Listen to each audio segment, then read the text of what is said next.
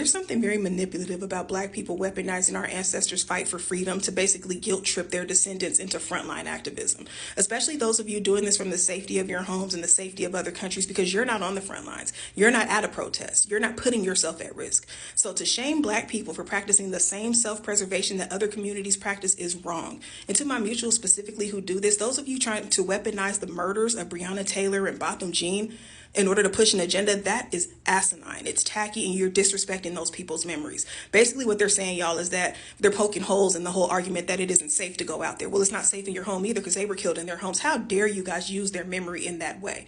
And if you really want to get into it, the cops who killed Breonna Taylor in her home are the same ones that are going to be on the front lines waiting for us. They're already out there destroying their own property, beating up their own cars. They're waiting for us to get there because you all are spewing this rhetoric about how we shouldn't be sitting back and we should be out there. They think we're coming. So they're already starting that nonsense that we haven't seen in any protest until now. And what's changed? You all. You guys caused destruction, and you think that you're doing something that's in line with our ancestors. Don't speak on my ancestors because they didn't go into things blindly. They would literally practice abuse so that they could prepare to get out there. You guys don't have a plan that includes anything like that. They would literally sit there. They would have smoke blown in their faces. They would be heckled. They would be abused. They would be berated. And they did this so they could withstand whatever they were going to endure when they got to the front lines. You don't have anything that includes that type of preparation going on. So stop talking to us about our ancestors. You're acting out of emotion. You see something that is terrible. Yeah, something that we shouldn't normalize, something that shouldn't even be happening, and you want to just go out and react.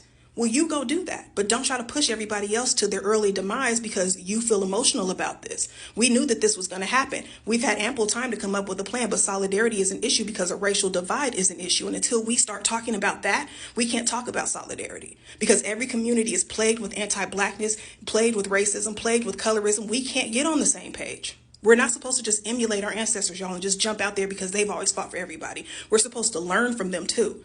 Everything that they did, the actions that resulted in good outcomes, the actions that resulted in outcomes that we'd still like to change today, we're supposed to learn from all of it. We now have a history to look back on that they didn't have. That racial camaraderie that they had was very new. It was new when they did that. So they didn't know that the patterns of behavior that followed would follow, but we do. So we're supposed to be smarter than them. We're supposed to move differently. They would have changed course if they saw repeated behavior, if they kept seeing that every time they showed up, they were then thrown to the wolves after the fight was fought. That's what they would have done. But so don't speak for my ancestors. And quite frankly, my ancestors told me to sit down a few months ago. And until they tell me to get back up, that's what I'm going to be doing. But my point is, you guys aren't even suggesting anything. You have no plans. You haven't called on anybody specifically, any demographic, any community specifically. You haven't delegated any tasks. You haven't given any alternative solutions. You're just shaming people for what you think they should be doing, and they're not doing it. People can still support small businesses from the communities being targeted. They can share GoFundMe links. They can donate to GoFundMe links. They can spread information. They can make content. They can keep their ear to the ground and let people know what's going on. They can hide people in their homes. Like, it's really there. Would you guys have hidden Anne Frank, or would you have told on her? We're really at that point. There are other things people can do, but every community should have a role in this fight. Don't tell me this is about everybody. This is an everybody issue if everybody's not going to participate. Because the only community I see being called out is the Black community. And it's always like that. I want our kids at some point to be able to open a history book and understand that Black people changed course at a certain point. They stopped taking abuse. They stopped showing up for everybody just because it was the right thing to do. Because when they needed it, nobody did it, or at least they didn't do it consistently. Because why haven't we seen the changes we should see if everybody is in solidarity and it's about everybody in oneness and all of us are together? Why haven't we seen those consistent changes then? Quite frankly, white people should be the face of this movement. They're the ones who are least likely to get harmed on the front lines. They may still get harmed, but they're least likely to get killed. They will target us directly. They'll try to spare them. So they should be in the forefront. White supremacy, racism, that is a white people issue. And white people, even though those of you who don't agree with this, it's still being done on your behalf. These are your people pulling these strings, and they're doing it because for whatever reason, they feel like your community needs advantages over everybody else to prosper in this country. So if you think that's wrong and you don't like the way people are being treated, you should be the loudest ones out there because things change quickly when you guys demand it.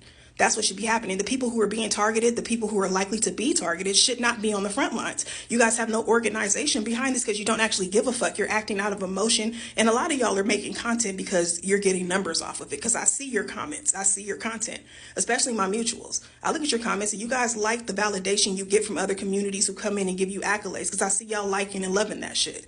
people are saying, oh yeah, see, at least somebody gets it. Well, it's not all of them. Some people understand y'all like that. And until you can rid yourselves of that need for validation from other people, you're of no benefit to the movement either. But when y'all start talking about plans, actual courses of action that you're going to take over a period of time, because this is a marathon, not a sprint, then you can talk to me. But until then, wrap this shit up.